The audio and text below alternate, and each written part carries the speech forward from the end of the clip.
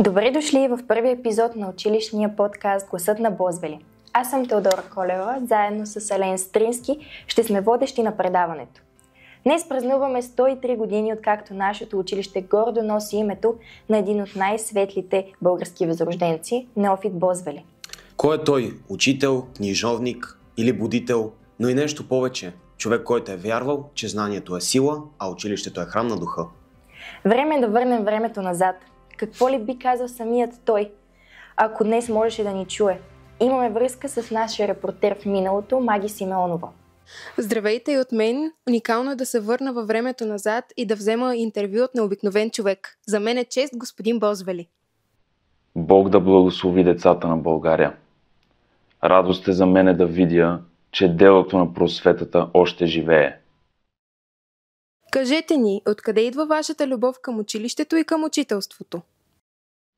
Когато народът ми тънеше в неведение, аз разбрах, че без учение няма свобода. Учителят е като светилник, изгаря, за да свети на другите. Вие сте писали учебници, проповядвали сте, дори сте се борили срещу гръцката църковна власт. Не ви ли беше страх? Страх ме беше само от едно – от мрака на невежеството. Аз вярвах, че Словото може да освободи повече от оръжието. Ако сега влезнете в едно съвременно училище с таблети, интерактивни дъски и подкаст като нашия, какво бихте казали на учениците? Бих им рекал, не се учете за оценки, а за живот. И помнете, просветата е пътят към доброто. Вие ни завещавате безграничната си любов към просвещението, към родината. Да, мисля, че нищо не е така сладко, както любовта към Отечеството. Нито така желателно, както животът в Отечеството. Нито така честно, както полагането на живота за Отечеството. Благодарим за възможността да се срещнем с вас и да чуем думите ви.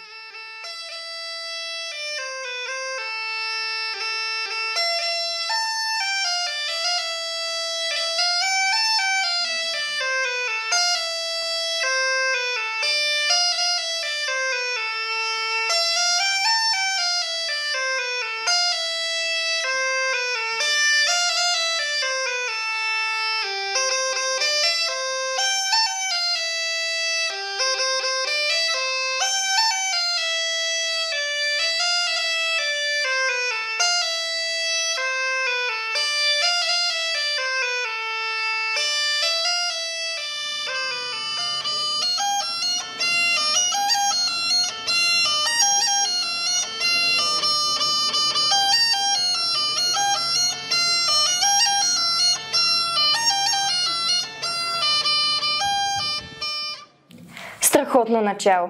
А сега ще чуем как младите хора виждат Бозвели и будителството. Здравейте и от мен, Ива Борисова. Днес питаме учениците какво означава за тях да бъдеш будител. Будител е този, който не ти дава да спиш, но не наистина, а духовно. Будител е учителя, който вярва в мен и ме насърчава, дори когато аз самата не вярвам и не мисля, че мога да се справя. Аз мисля, че будителството е когато направиш нещо добро и вдъхновиш другите да направят същото. За мен Неофит Бозвели е първият инфлуенсър на знанието. Показал е, че знанието е модерно. Будителите са тези, които обединяват другите хора с делата и думите си в името на голяма цел. Будителите са тези, които допринасят към по-добър живот на хората и на народа като цяло. Може би точно това е съвременното будителство. Да направиш така, че другите да повярват в силата на ума и сърцето.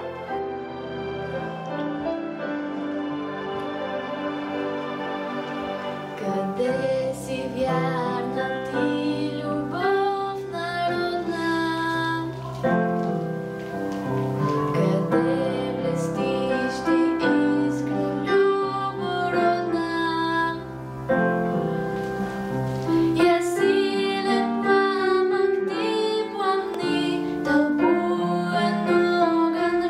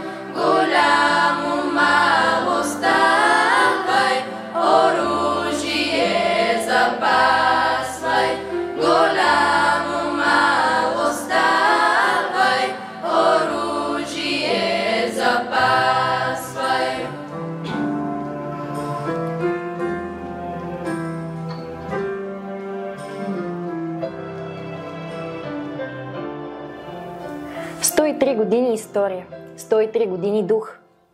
Нашето училище продължава мисията на Неофит Бозвели – да пази светлината на знанието. Нека думите му останат с нас. Учението е светлина, невежеството мрак. Това е първият епизод на подкаста Гласът на Бозвели. Очаквайте следващия – Будителството днес.